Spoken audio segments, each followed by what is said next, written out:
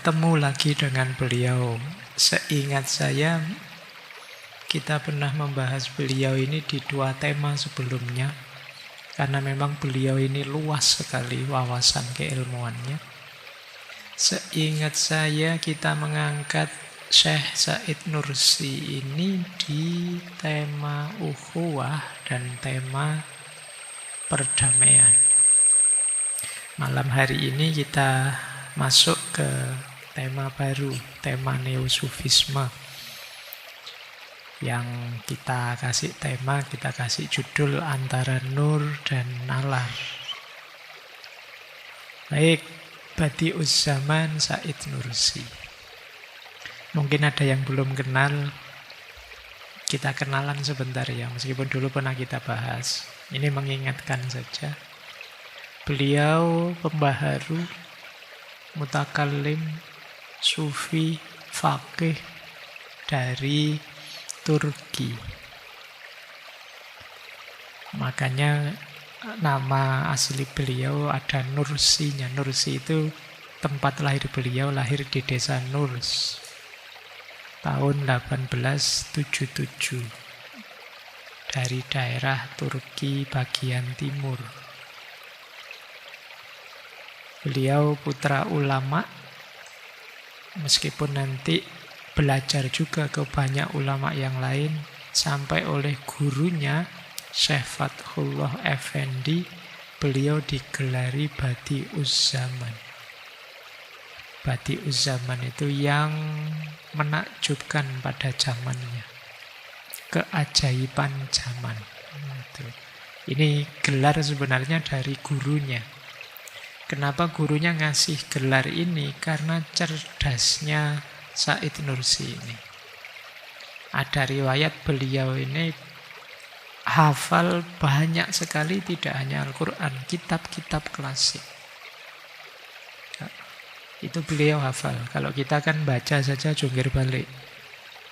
Tapi beliau ini hafal. Bahkan beliau disebut keahliannya banyak sekali. Puluhan bidang ilmu beliau paham. Ya ilmu agama juga ilmu umum. Saya lupa baca di mana ada yang bilang beliau menguasai 90 bidang keilmuan. Ngitungnya susah itu. Menghafalkan bidang keilmuannya saja mungkin kita sulit. Beliau menguasainya. Jadi ya fikih, ya tafsir, ya kalam, ya filsafat, ya macam-macam dia kuasai semua. Ini menggambarkan betapa cerdasnya beliau. Nanti usia belasan beliau sudah mulai menulis kitab. Tahun 1907 mulai populer. Kemudian beliau pergi ke Istanbul menggagas pembaharuan, termasuk pembaharuan bidang pendidikan, menentang sekularisme. Jadi beliau ini hidup di era transisi dari khilafah Utsmaniyah menuju Turki modern. Nah, ada banyak perdebatan era itu tentang bentuk negara. Beliau termasuk yang mengkritik sekularisme yang ekstrim. Sekularisme ekstrim itu yang digagas oleh Mustafa Kemal dan kawan-kawan yang meminggirkan agama. Bukan berarti terus mendirikan negara agama yang ketat, tidak. Itu sebenarnya beliau tidak setuju kalau sekuler yang sangat ekstrim, yang agama bahkan disingkirkan sama sekali dari ruang publik. Nah, teman-teman boleh baca ya proses sekularisasi yang dilakukan di Turki. Banyak perdebatan-perdebatan. Nanti ada terkenal sekali khutbah Syamiyah dari beliau yang isinya menyerukan kebangkitan Islam berdasarkan ilmu dan akhlak. Beliau pernah juga perang. Jadi beliau pernah ikut perang dunia pertama melawan Rusia. Tertangkap jadi tawanan, di penjara, dibuang ke Siberia. Tapi terus bisa lolos, kembali lagi ke Istanbul. Jadi pahlawan sekarang. Kemudian ketika Turki merdeka, beliau juga masih kritis. Harusnya pahlawan kan tinggal menikmati jabatan. Tapi beliau tidak mau diberi jabatan, tapi kembali mengkritisi sekularisme yang dilakukan Mustafa Kemal Atatürk. Nah, di fase setelah Turki merdeka ini mulai diawali orang menyebutnya Said al-Jadid. Said al-Jadid itu ya Syekh Said Nursi versi baru, sekarang lebih spiritual. Ya, boleh kalian ngambil inspirasi dari sini ya. Kapan kalian ingin jadi dirimu yang baru? Nah, mungkin kalau beliau lebih spiritual, mungkin kalian memulai yang lebih intelektual, atau yang lebih religius, atau yang lebih itu. Nah, ini yang dilakukan oleh Syekh Said Nursi. Karena kritisnya beliau, akhirnya beliau beberapa kali keluar masuk penjara.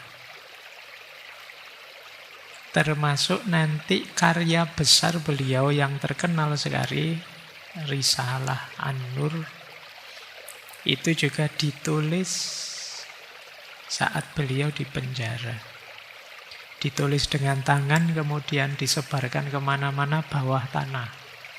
Karena beliau dianggap musuhnya negara. Nah, pada akhirnya nanti tahun 50-60 Partai Demokrat menang. Demokrat Turki ya, bukan Demokrat di Indonesia. Partai Demokratnya Turki menang, tekanan pada umat Islam mulai agak ringan. Jadi mulai tidak keras lagi. Nah, akhirnya berkembanglah pikiran-pikirannya Syekh Said Nursi dalam Risalah An-Nur itu muncul gerakan baru. Namanya gerakan Nur Juluk. Nur Juluk itu gerakan nur, gerakan cahaya kalau letter lucknya ya.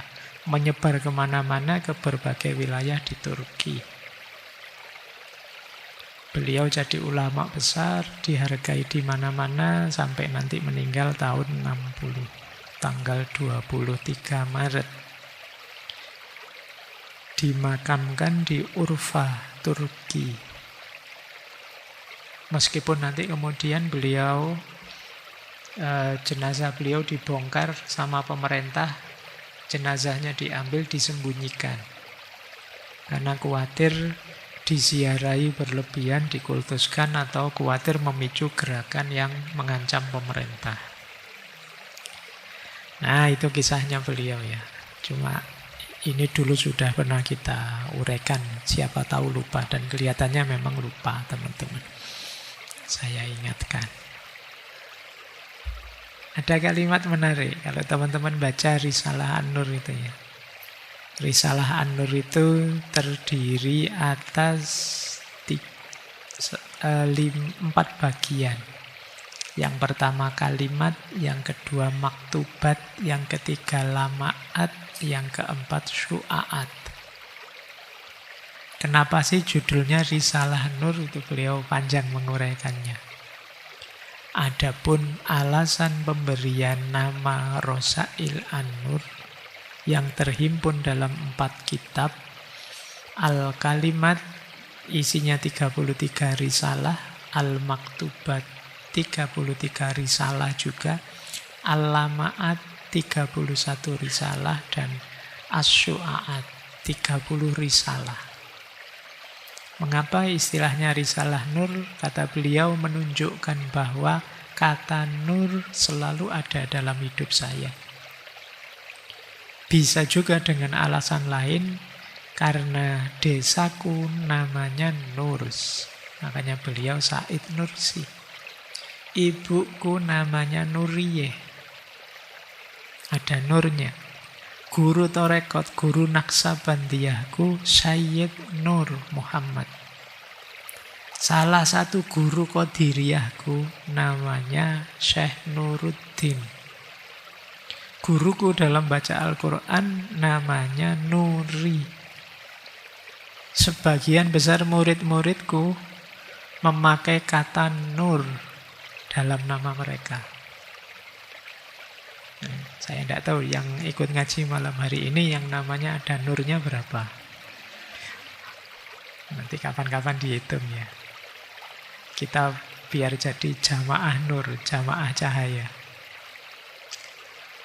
Nah, sedangkan uraian yang terdapat dalam buku-bukuku juga banyak membahas tentang cahaya yang telah menolongku untuk berhubungan dengan kebenaran bertuhan. Istilahnya juga nur. Bahkan orang yang menyadarkanku tentang pentingnya Al-Quran dan paling berjasa dalam hidupku bernama Syekh Utsman Dzunurain. Ada nurnya juga, semoga Allah meridhoinya. Ini alasannya kenapa disebut Risalah An-Nur. Ini bisa dicari di Asy-Syu'aat jilid 4. Baik, kita buka kitab itu ya. Malam hari ini kita banyak belajar dari Al-Maktubat. Tema Neosufisme itu banyak diambil dari bab akhir, bab ke-29 dari Al-Maktubat. Nanti silakan teman-teman yang nyari kitab ini atau beli terjemahannya boleh cari Al-Maktubat. Di bagian-bagian akhir banyak wawasan yang berhubungan dengan tema kita malam hari ini, Neosufisme.